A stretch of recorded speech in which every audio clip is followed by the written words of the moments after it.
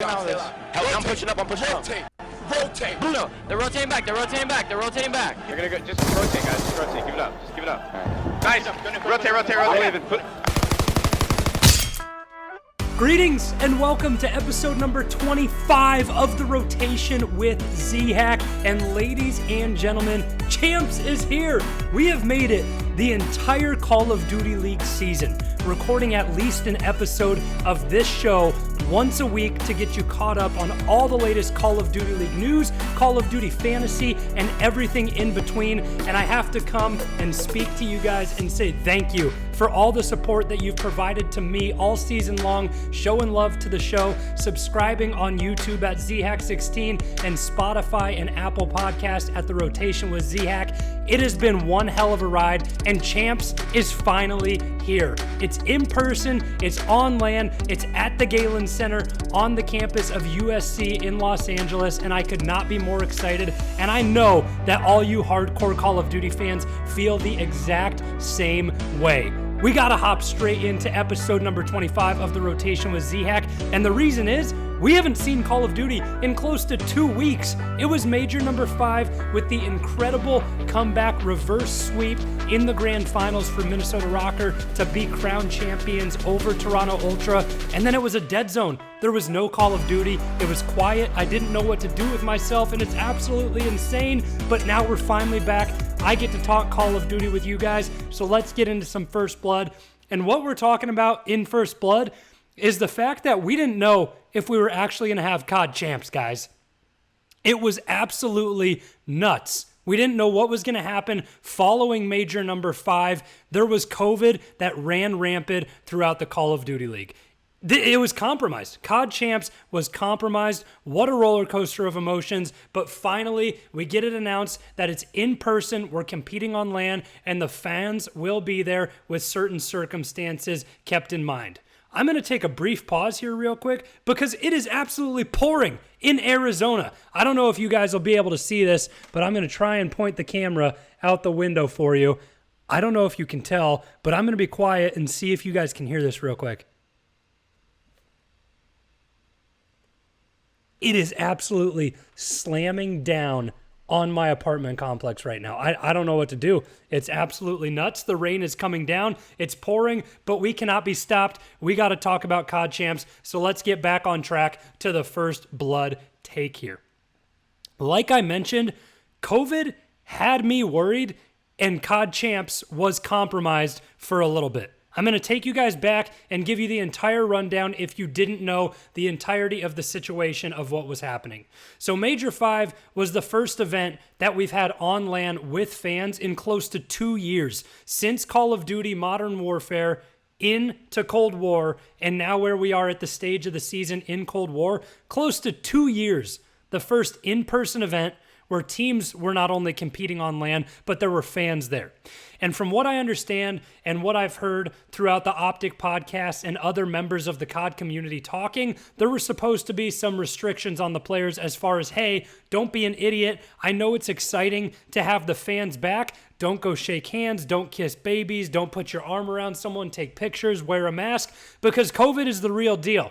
And if you test positive throughout any time of the weekend, your substitute has to play. You can't be at the venue. You can't be play. End of story. Luckily for all these teams, nothing like that happened at Major number 5, but immediately after Major number 5, the impact of COVID and the strength and really what proves what it actually is and how contagious it is ran rampant throughout the Call of Duty League. Scump and Envoy were the first to come out and say, hey, we tested positive for COVID-19 following Major number 5, but it was a lot more than that. So that was where the news started, and since then, Scump has come out on his streams, and he's been a great news source of information, saying at least 4 teams had positive tests within their organization following Major number 5. And then back to this past Sunday, he said that he was still testing positive. Optic was in jeopardy. Scump and Envoy both had been testing positive. Since then, we know they have negative tests. They've flown out to Los Angeles, and they're there. But everything was in jeopardy for some of these teams because Sender and General were going to have to play for Optic if Envoy and Scump had continued to test positive.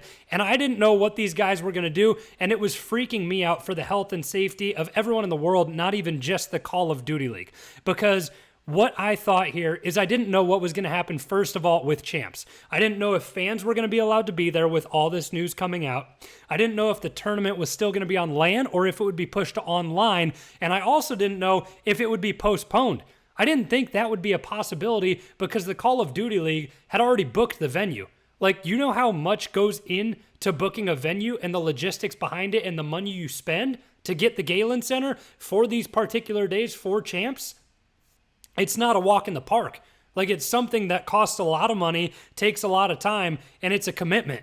So in my mind, I didn't think this could be postponed. I was thinking the worst thing possible of us being online. Luckily, that was not the situation. But what my worry was that I just mentioned is that these players don't really understand how COVID works entirely and that they would be selfish. Because if they're still testing positive and trying to ride it out and get a negative test by Thursday, the day that they compete, that would mean that they have to be in LA to have the hope of getting a negative test on Thursday. We know that like none of these guys live in LA. It would be wildly irresponsible for anybody to still be testing positive for COVID, getting on a plane, traveling, and putting others in jeopardy because they're so selfish. I get it. It's the biggest tournament of your life. It's CoD Champs. It's close to like $1,200,000 are on the line. 1.2 prize pool at Champs, if I'm not mistaken. I understand. It's a lot of money. It's your profession, and it's the biggest tournament of the year. But the health and safety of other people should come first, and you shouldn't be an irresponsible, selfish person at that time. I don't care if you feel fine and you're not feeling any of the symptoms, you can still pass it along to someone.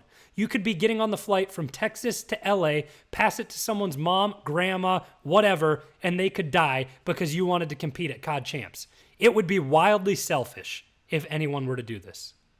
Luckily enough, Scump and Envoy test negative before they fly out. They're in LA. As far as I know, everyone has been tested negative, then everyone traveled, and they're there. But if not, I was very worried that there would be some irresponsible decision-making by some of these young 22, 23, 24-year-old kids to put others' lives at jeopardy, and that really would have pissed me off.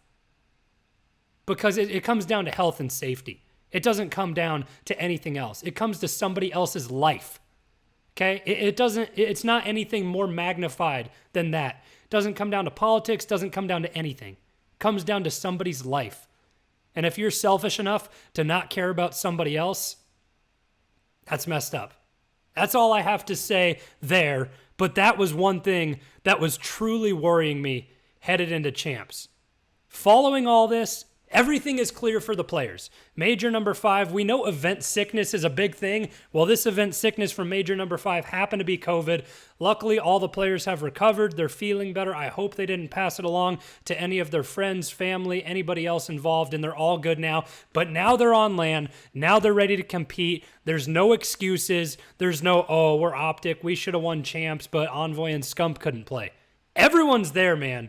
You guys are there. You've had 2 more extra weeks to scrim and prepare from Major 5 up until now. No excuses. I want those out the window. You're all on a level playing field. You're all competing. The hype is unreal.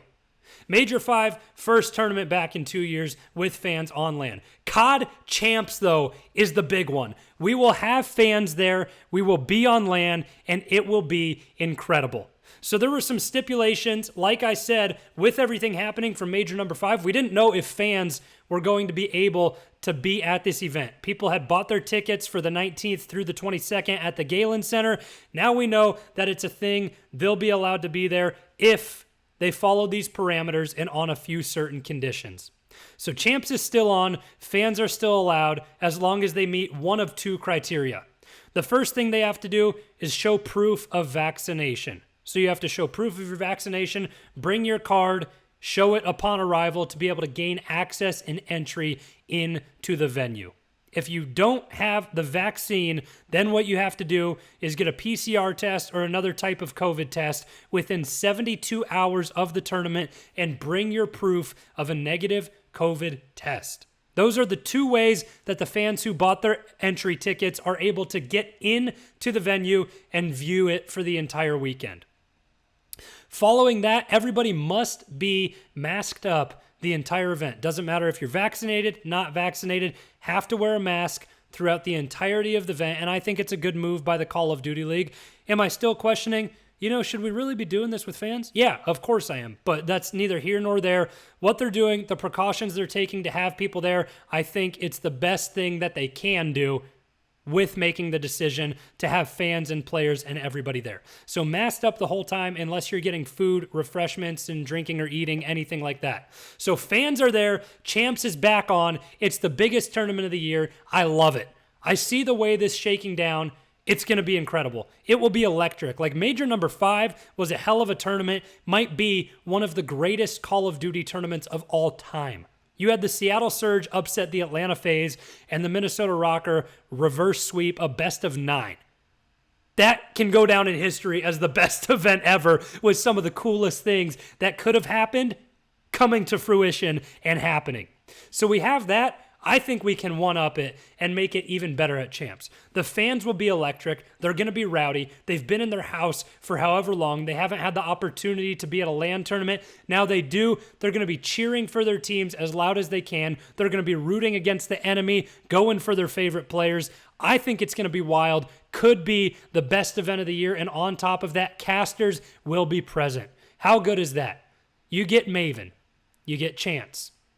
You get Miles. You get Joe, you get Lottie, Nameless, Studdy, and of course, Lando.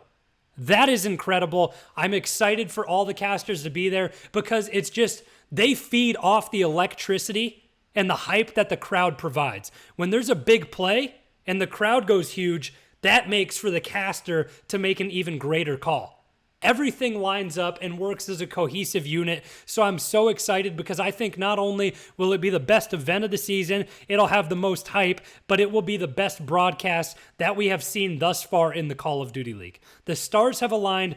Everything is going to be perfect. I think it's going to be incredible. It'll be the best thing that we've seen for the Call of Duty League all season long. And it's just crazy how it's happened so fast. We're already coming to an end.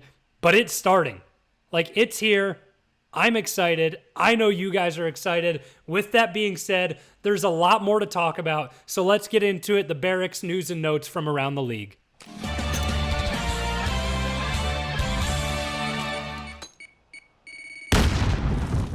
A lot of breaking news and points to talk about from what's happened the past couple of weeks within the Call of Duty League. And I think the biggest thing that I want to start with is the New York Subliners roster headed into Champs. It was wild. Clayster, as we know, took a hiatus. He needed mental health, and I applaud him for having the guts to say that and go out and do something for himself because of how important mental health actually is. So I applaud Clayster for setting an example for the youth and everybody else because it's hard. You're in a grueling profession. I know what it takes and what it feels like and what you could have been going through. So I applaud you and salute you for the decision that you made. With that being said, it was leaked and finally confirmed that Clay is back. So it's going to be Paco, Asim, Mac, and Clay. This roster was dangerous when they were all together throughout the regular season of the Call of Duty League. They made some noise in majors. They made plenty of noise throughout regular season matches. They took down the Atlanta FaZe, and I think they have the firepower to be able to do something here at Champs and on LAN. Reminder, Clayster hasn't competed on LAN this year because he skipped out on Major number 5. The NYSL roster, it's one of the teams that could be the most disgusting on LAN with Clay back. I got a dog hair. I got a Murph hair in my mouth right now. How does that happen? I don't know if you guys can see that, but I digress. With Clay plus fans equals an absolute mental human being. He's going to be going crazy. His emotions and mood will all be amplified in that setting, and I think that's just a positive for the rest of his teammates. He's going to get hype. Paco's going to just be chilling there, going crazy. Like, these guys gel. NYSL with Clay have had some of the best chemistry that I've seen all season long of any team. This makes them a serious contender, especially where they are in the bracket for champs. I don't want to discredit anybody here, but I think with Clay back, that just makes the bracket and going through all these teams that much harder. The 8 best teams from the season are there on LAN for champs. Maybe you can say you wish Seattle was there because they performed on LAN. They take down the Atlanta FaZe. They made runs in both the tournaments on LAN. So who knows what they do? Who knows what these guys do? I think I misspoke earlier too. I think Clay was on LAN for the tournament when they had Decimate on their team, but he was not at this most recent one. It's been a long time, guys. We haven't had Call of Duty for 2 weeks, okay? Give me some break in here. Cut me some slack. Give me a break, all right? But regardless, with fans, Clay has not been on LAN. That's where I was going with that point. And it's something that we have to hold near and dear to our hearts and believe. So I think that this NYSL team, I think they can make some noise. They've gotten their practice back in. They've had plenty of time to acclimate to one another yet again. I think the vibes will be good. Clay will be refreshed. The rest of the team will be as well. It's going to be nuts. So I like this NYSL team. That's big breaking news. Clayster brings a lot to a team with what he can do and the hype that he holds. I'm excited to see what happens. The next point that I want to bring up, and I kind of touched on in First Blood, is this is the biggest tournament of the year. It's on LAN. The fans are there. We've talked about it in the past, how some people, they're online players, some people, they're LAN players. I think some people fold under the pressure, some people rise to the occasion, plain and simple. That's how it happens. Some people feed off the energy, they like the pressure, and they convert that nervous energy into excitement and eagerness and take the league by storm. Where I'm going with this point is that I can see rookies proving their worth here at CoD Champs this season. I look for rookies to be some of the best performers on this tournament. The people you keep your eye out for, it's the ones who have been contending for Rookie of the Year and MVP, in my opinion, on the season. I look at Standy, Insight, Neptune, the man Paco, Hydra, has been absolutely incredible. So those are the top 4. I don't know if I mentioned the man himself, Insight. I think I did. Insight, Standy, Neptune, Hydra. Those are the big rookies who you have to watch out for in this tournament. I feel like I'm missing out on someone, and I might just be blanking. But those are the rookies who I want to see, and they've been contending all season long, and I think that they will absolutely prove their worth at CoD Champs. Everyone always says, oh, they could feel the pressure. They might feel the pressure because it's LAN, it's Champs, the biggest tournament of the year. I don't think so. I think it's going to be the exact opposite. I think that the rookies come out of the gates swinging, pop off, and are the best performers on their team. Mark my word, I think that the rookies will be electric. Look for them, all the ones who have been in contention for the entirety of the season, to be above a 1 KD, to be the difference makers on their team and make big clutch plays.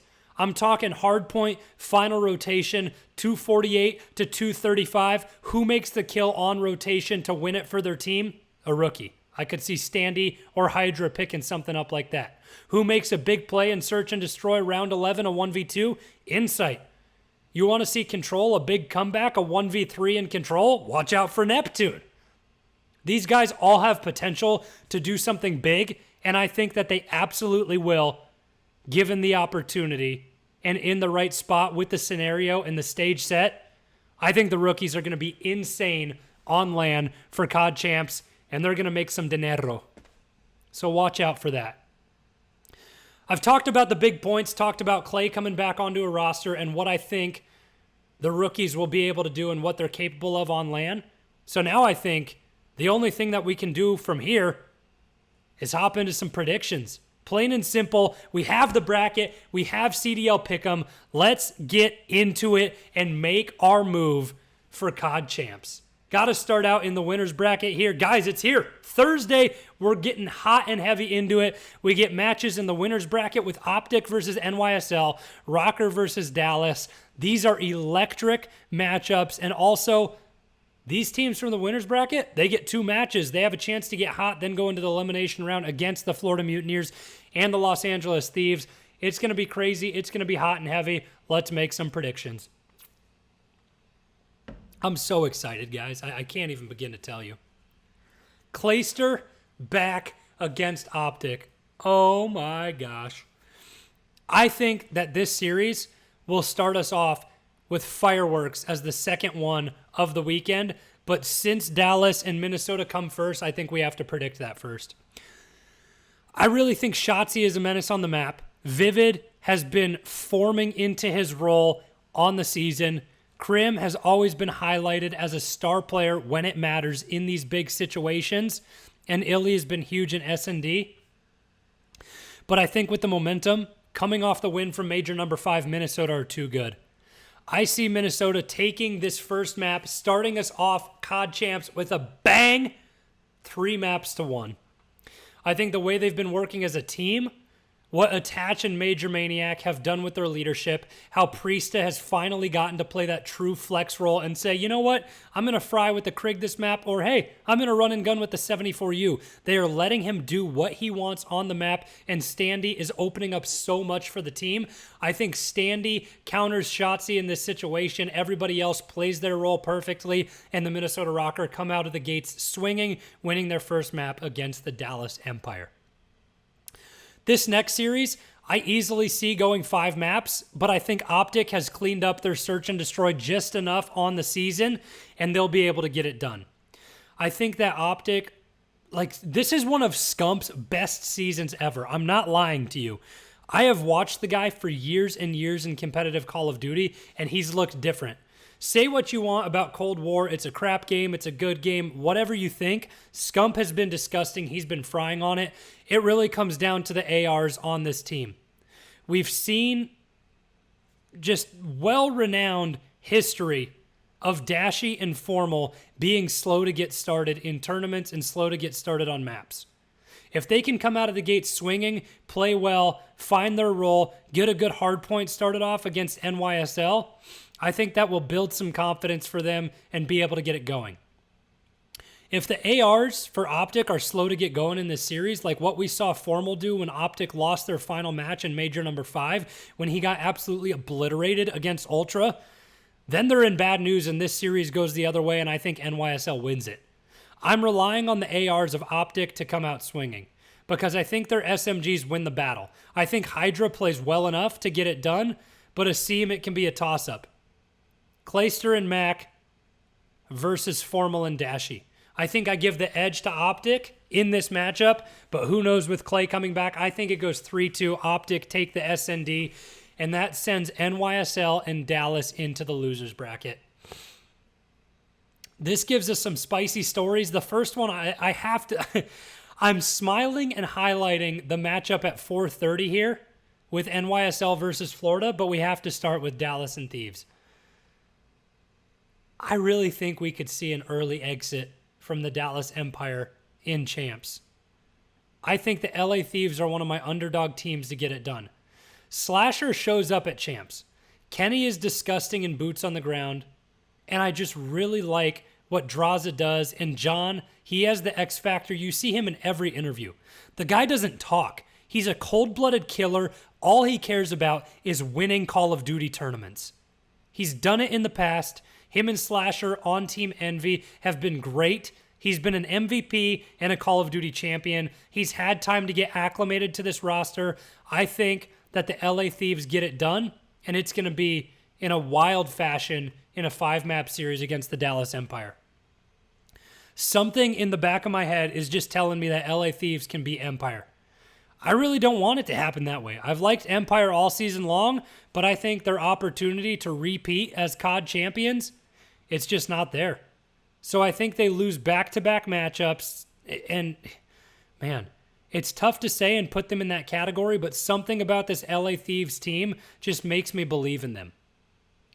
The next matchup and the one I'm smiling at is NYSL and Florida Mutineers. It's because NYSL has had Florida's number on land this entire season. They beat them up with a pickup team when Clay and Desi were there.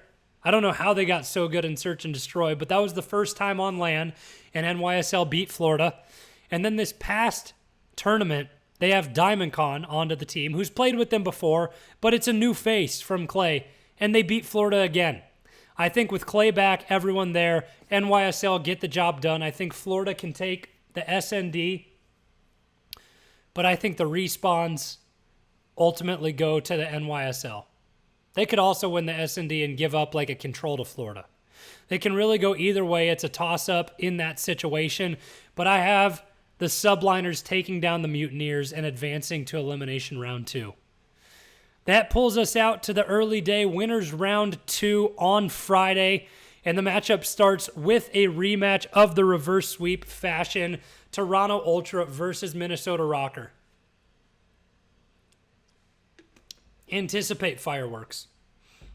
I think Minnesota have been really good, but I think Ultra are going to be upset. I think they clean up their mistakes and they take this series. I think they come out and beat Minnesota 3-1. I think they know how Minnesota like to play, what situations they favor, and with this just being a best of 5, I think the map vetoes favor Toronto that much more. I know we saw the depth of Minnesota Rocker in that grand finals in major number 5, but I think Toronto are able to avoid that, pick in their favor, and end up beating Minnesota 3-1. I love this Minnesota team. Let me tell you, I've loved them since the beginning of the season. You can go back to episode like 2 or 3 of the rotation with Zhack, where I said the Minnesota Rocker are my dark horse team to win champs. I think they can. They have the momentum. They're riding a big win in a reverse sweep fashion, and I've believed in them all season long. In this particular matchup, I like Ultra. Atlanta FaZe versus Optic Chicago. It's very interesting because Atlanta has been struggling lately, and Optic has been on the rise. I think this one will be a barn burner. It'll go down to the wire, but I think FaZe clean things up. I think that Crowder rallies the troops, everyone gets back in their head, the stakes are high, Simp is going to want it, Arcity's going to want it, and he's really the player I highlight to perform. MC is disgusting. We know Simp will perform. Abizi will be gross. So it really comes down to Arcity's if he can prove himself and have a bounce-back performance here. I think it goes the distance. I think the fans get involved and everyone will be rooting against Atlanta FaZe because we know, let's be honest, Optic fans travel well. They're an overwhelming fan base, largest fan base in the Call of Duty League by far. They're going to be rooting against Atlanta FaZe. I just feel like Atlanta clutch up and they win this series against Optic. That brings us to a huge matchup against Optic and Thieves in elimination round 2. I think Optic get it done. They're able to clutch up, bounce back from their loss, and win it 3-1, plain and simple. I know that Slasher has been a kryptonite of Formalin Scump in the past, but I think they overcome this in this scenario and win it. Because we saw the last time they met in Infinite Warfare for Champs, that's when Optic got it done. The curse has been broken. The dynasty has been cemented. They are the greatest Call of Duty roster alive. As my friend Courage JD would say, that was the last time they saw Slasher, JCap, John. I think Optic just has their number this time around. It's their game. They've just been looking better in Cold War at the later half of the season. I think they get it done against the LA Thieves and win it. Next elimination, round 2 matchup, Minnesota versus NYSL. I think this is where the run ends for the subliners. Minnesota have been too good, 3-1. They take it all. That moves us forward. We have our winners matchup first on Saturday, and I think Ultra get it done. I think that they have proven themselves in the back half of the season to just be stellar. I think they've been really, really exceptional, and I think that they know how to play Atlanta FaZe because they've met them so many times, and I think the past couple of times they've just looked better. Toronto Ultra are one of the top teams in the league, and Atlanta FaZe have been on the decline, digressing. I'm just falling apart. Receding, whatever you want to say for Atlanta FaZe to be slowing down throughout the back half of the year. That's how I felt. We've talked about them being a dynasty. I don't know if they win champs, plain and simple. I think other teams have just gotten it done, and they've learned the game at the back half of the season, and they've just gotten their teamwork clicking on all cylinders. So I think Toronto take it 3-1. That puts FaZe in the elimination final. So on Saturday, we get a Rocker versus Optic matchup. Just from what they did last time, I think Rocker are too good. I would love to root for Optic in this scenario. I think they have the opportunity. They can clean some things up and get there. I don't know if I want to doubt them. Whenever I doubt Optic, it always fails, and it is so hard to repeat. These are my initial predictions. I might go back off the podcast and change some of these because I'm not convinced with myself here. I think Optic can win this, but Minnesota just looks so good, and they have all the teamwork and the grind just going for them after that victory in Major number 5. I think in the scenario, I have to take Optic, though. I just believe in them. I think they believe in themselves, but they can lose full at any given time. That's just how the team works. Man, it's crazy. This is really, really tough to see. So I think that gets us there. And then we see our elimination final with the Atlanta FaZe versus Optic Chicago. I think FaZe get it done. I think they clutch up against Optic, end their run there, and that provides us the best of 9 matchup that we have seen so much throughout the entirety of the season. It's Ultra, it's FaZe. I think it goes deep. I want to see the FaZe dynasty go huge, even though Toronto has had their number and been so good. FaZe have the opportunity to play a match on Saturday, so that way this puts us on a level playing field. That's what we've complained about all season long, is that the team from the elimination final gets hot. This time around, it's not going to happen because Championship Sunday, there's one match. It's the grand finals. No one is hot. Everyone's on a level playing field. It's their one match to play on the day. It's the one match they get. It's the one match they take. I don't know if this is me rooting for Atlanta FaZe rather than thinking they can actually win it, because after going and becoming more of a broadcaster and being unbiased, I don't have favorite teams. I like everyone. I like some of the things that Rocker do.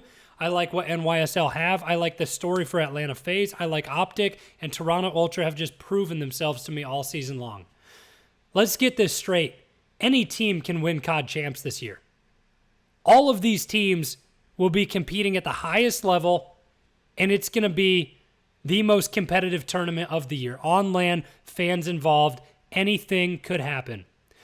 I might change these predictions. If I do, I'll tweet them out to you guys. But for now, Atlanta FaZe 5-3 in the finals. They had the most dominant season. I think they can pick it back up and win CoD Champs. Let me know what you guys think. We'll see if that can actually happen. I'm not entirely sure. I do firmly believe that any of those teams can win. Minnesota, Optic, Atlanta FaZe, and Toronto Ultra. I think they really can. So those are my predictions. You guys see the brackets. Send me your brackets. Now we're going to do a couple little segments within predictions, something quick hitting, and just the first thing that pops into my mind. I've written some stuff out, and I'll give it to you guys. The favorite to win CoD Champs are the Toronto Ultra, in my opinion. The underdog to win CoD Champs, this is a toss-up for two teams. It's between LA Thieves and NYSL. I really think that LA Thieves are the best underdog story, and they actually have an opportunity to be an underdog and win CoD Champs. Best story, New York Subliners. Clayster coming back from a hiatus. If they perform pop-off and win champs, that would be an incredible storyline. And final section here for predictions, Dark Horse, the one I've had all season long, the Minnesota Rocker. I think they can get the job done, win back-to-back tournaments. So those are my big storylines and predictions for CoD Champs. let's give you guys some fantasy Call of Duty insights. I know you love it so much. I know when we love that I talk fantasy Call of Duty. So I'm going to give you a couple things, and then we're going to go through and pick my team for the weekend. First of all, when you're going to pick your team, it's going to be a struggle. And the reason why is because all of these teams are absolutely stellar and incredible. So my insight for CoD Champs is that all these teams are the best ones in the league. Pick good talent. You can't go wrong with choosing a player off of any team, but make sure they're one of the most talented teams. Sorry, not teams, but players in the league. Choose raw talent. Choose the best of the best. Choose the guys who will get the job done. Next up is a little bit of a strategy, and I'm going to show this to you guys. Use a large portion of your monetary value on the SMGs. They should be the first thing on your mind. They've been the top performers all season long. They most likely will outscore all of the AR and flex players, so focus on your SMGs. Spend the high dollar amounts on them. There are plenty of good ARs to choose from late, so make sure you solidify a good SMG player. Thanks so much, everyone, for tuning in here to the Rotation with Zhack, episode number 25. And now it's time to have some fun.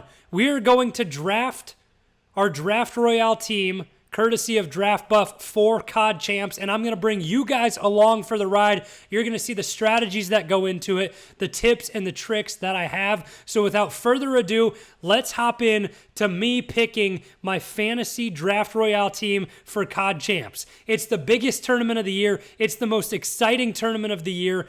I am stoked to pick this team because I think that I can put together a great roster, pick some absolutely stellar players, some sleepers, some high dollar guys, some guys who are a little bit less money who will be in the woodworks, and some standouts who have been there all season long. So without further ado, let's go ahead and pick that roster. So as we hop over here to Draft Buff, one of the greatest sites that's ever been invented. You know, you get ESPN, Sleeper, DraftKings, FanDuel for all of your traditional sports. Well, Draft Buff, they're doing the same thing for fantasy, for Call of Duty, League of Legends, Overwatch, Rocket League, Valorant, you name it. They are the best host site for fantasy esports. I love them, so that's where we're doing this. And we are in the CDL 2021 playoff section for CoD Champs to pick our team. Out of 5,000 teams, that's what we're going up against. And we're going to start off with the strategy that I've implemented to you guys time and time again. Spend your high dollar value on your submachine gun player. You have 360 to work with. I don't like using the buffs. I like doing it a traditional way. But when you have the buffs there, you'll use them. They give your players boosts where, like, if they have the highest kills in hardpoint, their score is worth 150%. So why not take it? I like a more traditional scoring fashion, but we'll take it no matter what. First thing that we're looking at is a submachine gun player here on CoD Champs, and you also are going to want to look at matchups. So when I go through and I see my predictions that I made, we see a couple of big things here. I think a matchup for Optic submachine guns, they're going to have a lot of volume. They're going to play a lot of matches on the weekend. It's going to be big there. So I look at someone like Scump or Envoy if I'm going to play from that team. Apart from that, Simp has been probably the best fantasy player of the entire year. Him and Shotzi have gone hand in hand with one another. I think you can't go wrong with any of those guys. I don't really love an SMG player from LA Thieves. Minnesota Rocker, we'll get to them in a moment because I think I know I'm taking one of their players. So let's hop back over here and see what we want to do with our fantasy value of the weekend. I think Shotzi has a really good matchup against Minnesota, even though I have them losing.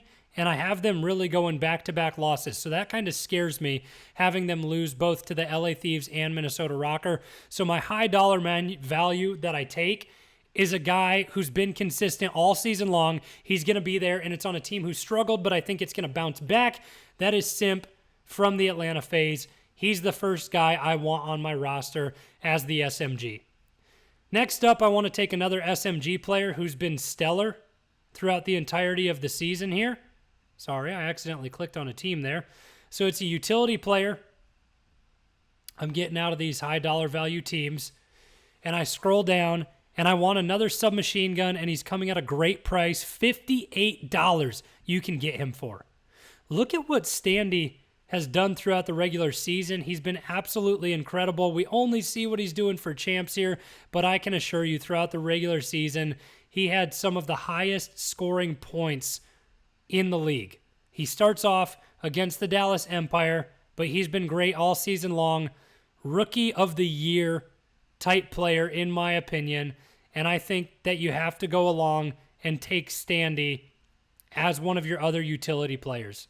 So we're going to go back here, get to my roster. Bear with me for a second.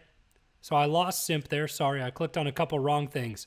So I go Simp with my first pick. Second pick, I take Standy. Value pick, in my opinion. $58 for him. He's been incredible. I go ahead and take him. We have $224 remaining. 56 is our average price to work with.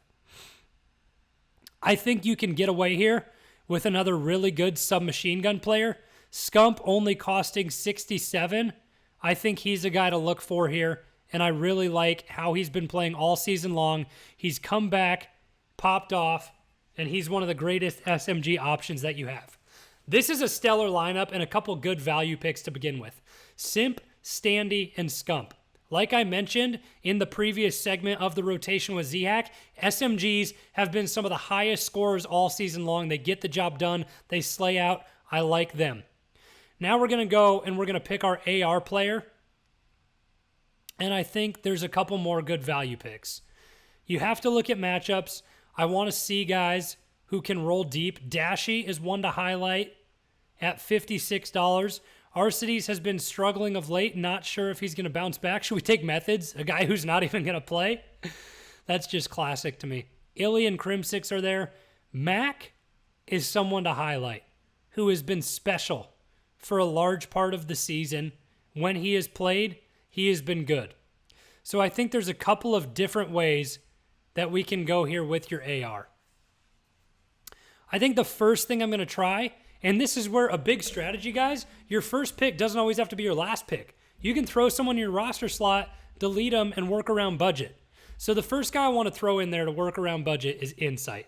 He's been incredible all season long. I like what he can do. I like what he has done. So we're going to throw him as our AR slot. He has a lot of potential, a lot of upside, and he's been a stellar slayer on the season. He has great search and destroy prowess, and he's huge in the respawns.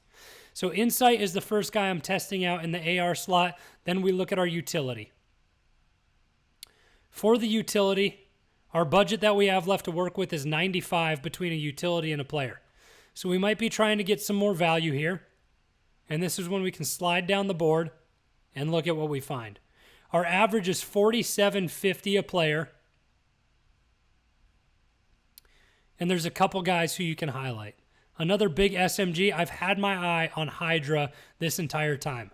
Priesta has been a huge flex player throughout the entirety of the season. I've had him on my roster the past couple of weeks. I think I've had him 3 weeks in a row on my roster. So he's a guy who I can look at. But Hydra has performed really well. And I think with Clayster coming back and Matt complimenting him, that just, it brings his upside to a whole new level. I think Neptune can also play well. Kleenex is a guy who you can get cheap, and Mac is another one. This is a really big decision. Kenny on land, man. This is crazy what we can do.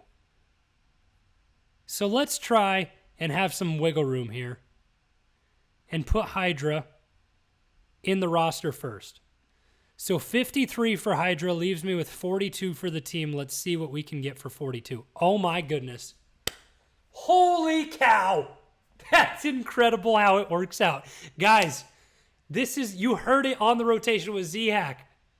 I said the LA Thieves are my underdog sleeper team who can perform and play well. They are my perfect budget at 42. We might have just done something for this roster.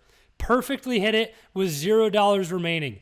Insight as our AR. Simp as our SMG. Standy, Scump, Hydra as the utility flex players. And then LA Thieves as our team. That's pretty special. If I was going to choose anybody else around there in my flex spot where I have Hydra, it was going to be either Kenny or Slasher, because I think that they have a lot of upside or potential. And then I was going to try and get Shotzi, but he's just so expensive, and I don't think that Empire are going to play well. Guys, I think we lock in this roster right here. This is the final decision for my Call of Duty League 2021 CoD Champs Draft Royale roster. Insight as our AR on a great team in Toronto Ultra who have been performing all season long. I think they have a shot to win champs. Simp, another guy on a team who I think has the shot to win champs. I think he's had 6 weeks over 100 points on the season. He's an old reliable. The old faithful, you can trust Simp. Then Standy, Rookie of the Year in my opinion. He's won a major tournament, coming off a high horse. I think he performs well. Then Scump, this is his best game in a long time in Cold War. Hydra, another Rookie of the Year candidate. I have 3 rookies on the team with Insight, Standy, and Hydra. That shows how valuable they have been this season. And then my underdog team, the LA Thieves, who I think can get the job done. That is my roster for CoD Champs. I love what I see there. I think they can get the job done. Guys, I might be number 1 after this is all said and done and dusted, as Miles Ross would say, and the dust is settled. Let's go ahead and look at our buffs. Like I said, I don't like putting these on normally, but we'll see what we can do. Respawn deaths are worth 0.25 less if your team averages more than 30 deaths per respawn map. See, I don't like these a lot. What else do we got? Receive 25 points if you add this to the worst performer. Guess incorrectly, you lose 10. That's just too scary for me because I think all these guys on my team can pop off. I don't like that. Receive 25 points, best fantasy performer for AR SMG. So those two are the same. I don't like either of them. I don't like the risk of losing that. If your player averages a respawn KD of 1.2, greater than 1.2, their fantasy points are worth 150, but 75 if they're not. I don't like that. Wherever this item is worth 160% fantasy points, but everyone else is worth 90. This is one that can be intriguing for a guy that would pop off. Like, I would put this on a guy like Simp because that can be huge, but I just don't like 90% of everyone else. Your respawn kills are worth 0.5 more, but your S&D deaths are also worth 1 point less. So you could put that on a good S&D player. If your player averages a S&D KD greater than 2, their fantasy points are worth 150, 75 if not. So there's some good S&D players that you could put these on. So I think Lucky Clover or Kangaroo Pouch would be what I do. So 160% fantasy points, but everyone else is worth 90. So who do I think has great upside to pop off? I would probably put that one on Simp. So I'd make him the Kangaroo Pouch guy. I don't know if I'm going to leave these here. Then someone who performs at S&D and does really well, I think Insight is a guy that I look at, and he would be the one that I probably put the Lucky Clover on. Let me read the description of that one again. Player averages greater than a 2 KD, 150. So yeah, I think I'd either put Banana Sword or Lucky Clover on him, because your respawn kills are 0.5 more, but S&D are 1 less. So S&D 1 less isn't that bad of like a negative. So that's what I would do with my power-ups. I might delete those, but this is my roster, guys, for Call of Duty Champs 2021 on LAN at the Galen Center, August 19th through the 22nd. Insight as my AR, Simp as my SMG, Standy, Scump, and Hydra as my utility players, then the LA Thieves as my underdog team to score well. That is the roster. I love it. I'm so excited for CoD Champs, guys. I can't wait. It is here. We've waited so long, and we finally got it. That's going to do it for this video. Everyone, thank you so much for all the support you've shown throughout the year. Thanks for tuning into episode number 25 of The Rotation with Zhack. We had some good CoD Champs content and topics. We talked about storylines, sleepers, and of course, Call of Duty League Fantasy, because how could we not on The Rotation with Zhack? Once again, thanks so much, everybody, for the support all season long on YouTube at Zhack16 or The Rotation with Zhack on Spotify and Apple Podcasts. You guys are the truth. Some of the best fans in the world. I love you all so much. Thanks so much for tuning in. Everyone, Go enjoy CoD Champs. I love you all, and we'll see you next time. Peace.